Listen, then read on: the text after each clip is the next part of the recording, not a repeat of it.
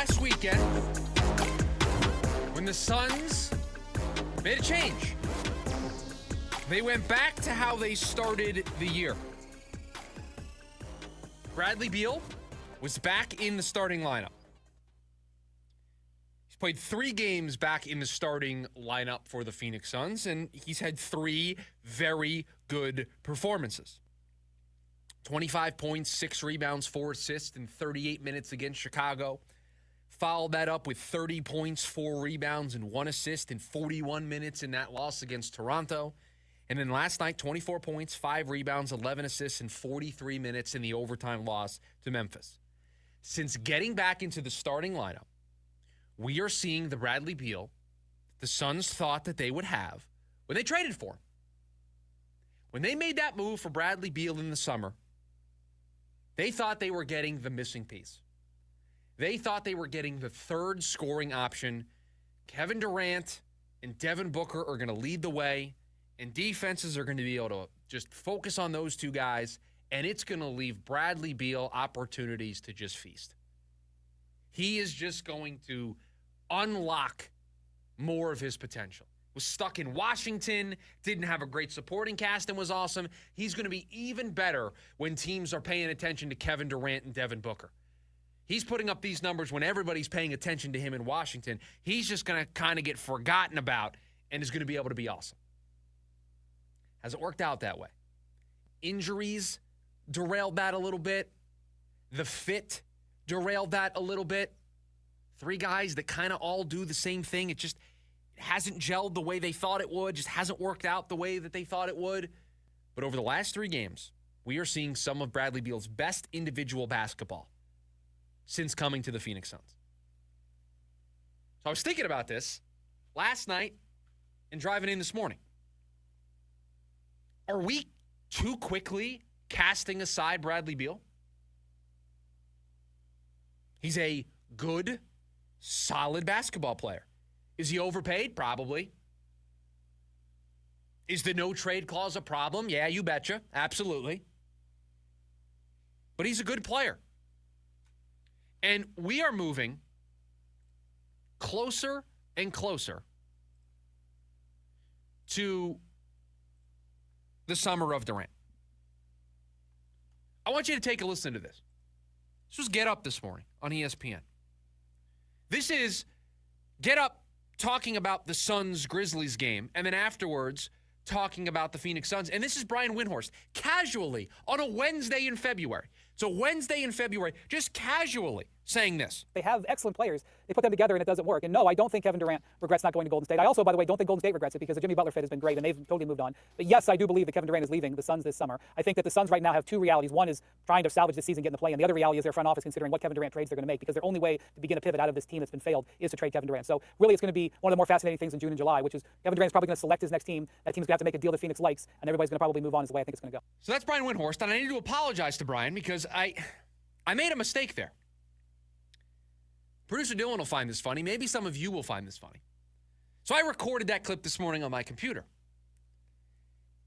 And I forgot, and I didn't hear it until I just played the cut back for you all. That's Brian Windhorst sped up. Because most of the time when I'm listening to things for the show or when I'm trying to grab audio, and this is just me in life, podcast, video, I'm a 1.75 speed guy. So that was Brian Windhorst at 1.75 speed because I forgot when recording it this morning to put it back to normal speed. So apologies to Brian. I sped you up there a little bit. But the point remains the same. He said in that clip, if you could hear it going that fast, that Kevin Durant's leaving this summer. The summer of Durant, we're moving closer and closer. There's going to be a new iteration of the Phoenix Suns.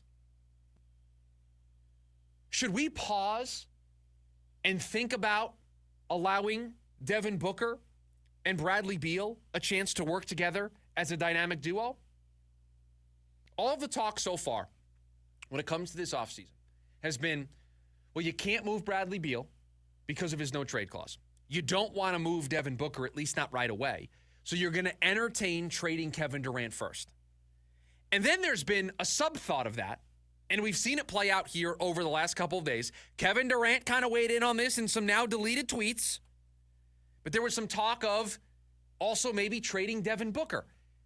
And one of the Side plots to that scenario, if you traded Kevin Durant and you traded Devin Booker, would Bradley Beal still want to be here? Or would he be more open to waiving his no-trade clause to more teams? So I'm wondering today if we've thought about this the wrong way. If we have gone about this the wrong way. We know the summer of Durant is coming. We know that Kevin Durant is going to be playing someplace else in the summertime. And we very quickly kind of moved this. We got to worry about the next iteration of the Phoenix Suns, and keeping Devin Booker allows you to kind of rebuild a little bit.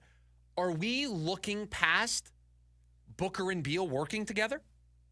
Have we looked past the idea of, yes, they're better on paper with all three guys, but the cap space that's freed up when you move Kevin Durant, the young assets that you get back in a Kevin Durant trade, the draft picks that you acquire that you can then use to support Bradley Beal and Devin Booker, they might be a more well-rounded, here's the key term, better constructed roster.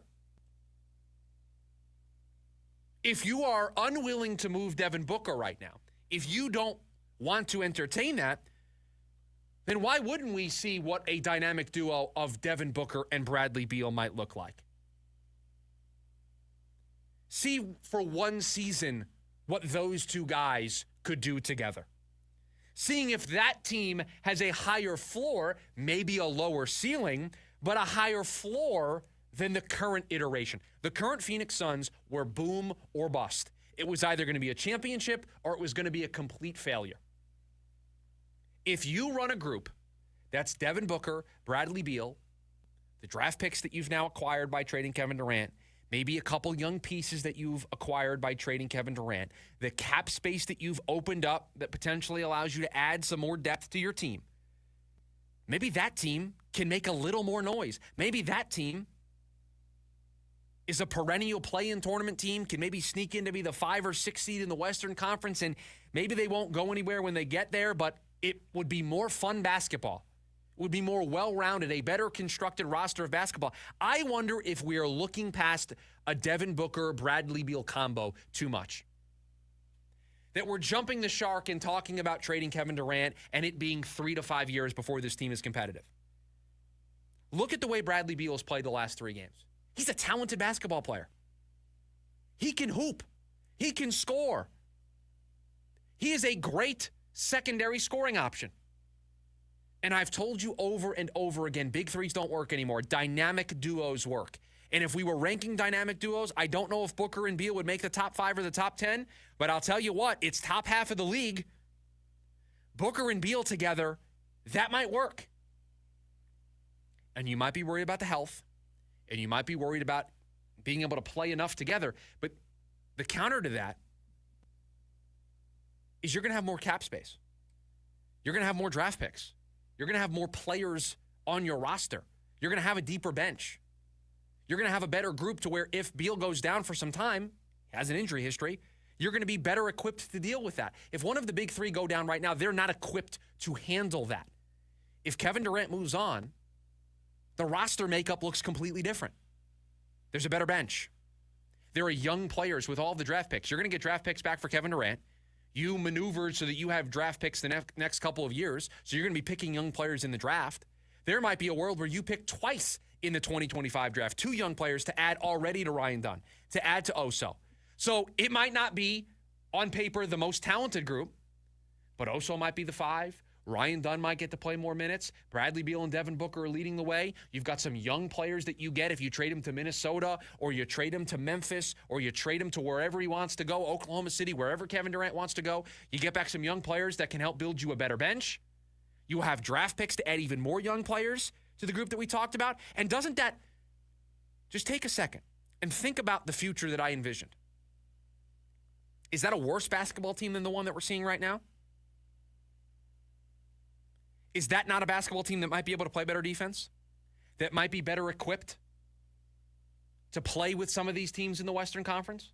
That you can prioritize getting some defensive players in these trades? That you can prioritize getting a better rotation?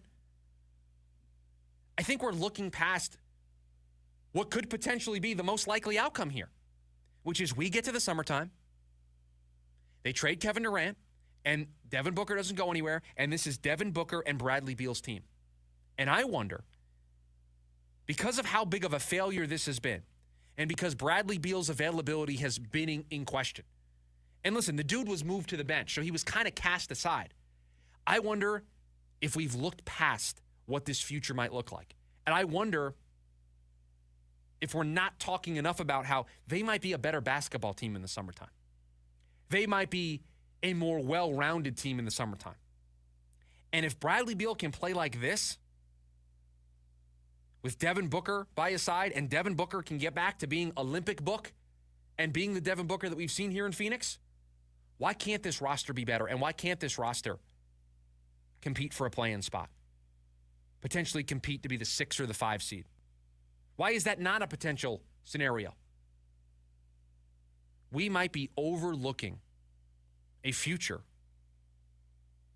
that would be more fun, would be better than what we're currently seeing, and doesn't require them to completely blow everything up. And all I think I'm asking from a commitment perspective is 1 year of that. If that doesn't work, then I think next summer it would be the summer of Book. But 1 year of giving that a go? Now, that doesn't mean you keep the status quo in the front office. It doesn't mean you keep the status quo when it comes to coaching. You have to evaluate those things individually. But 1 year of Booker, Beal, and then a well-crafted, well-constructed roster around them, and this is where I would lean towards, I would want a new president of basketball operations overseeing that. I would want somebody other than James Jones's fingerprints on that version of the Phoenix Suns. Because I want a fresh voice. I want a fresh vision for that dynamic duo to have a chance to play together. So just a thought. Beal's been back in the lineup. He's played really well. And I've just started to get this feeling that maybe we're overlooking what the summer could actually be and how they could end up coming out of this in a better spot.